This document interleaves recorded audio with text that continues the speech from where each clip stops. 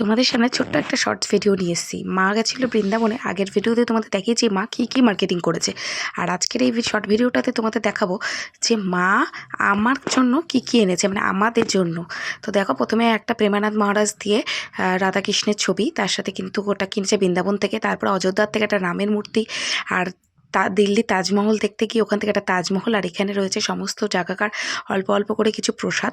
আর এই বটুয়াটা কিনেছে হরিদ্বার থেকে। কেমন লাগছে অবশ্যই জানিও। তার সাথে এই একটা সোয়েটার কিনেছে।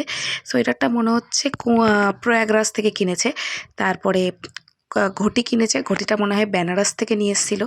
আর এই সোয়েটারগুলো দুজনার, আমার দুই মেয়ের জন্য দুটো পঞ্চু, একটা লাল, একটা তোমরা দেখতেই পাচ্ছ একটা অরেঞ্জ কালারের মধ্যে রাধে রাধে লেখাই।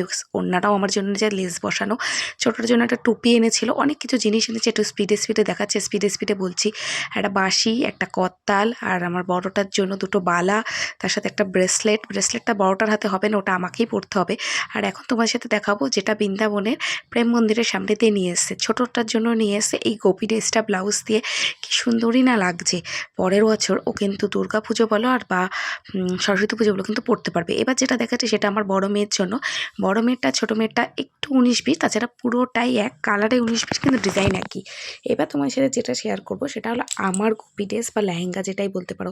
আমি যদি কোনো দিনও মায়াপুর বা বৃন্দাবন যাই, আমি কিন্তু এই ড্রেসটা অবশ্যই ওখানে গিয়ে পরার চেষ্টা করব। আমার ওড়নাটা খুব একটা অড লেগেছে, কিন্তু তাছাড়া বাদ বাকি সব কিছুই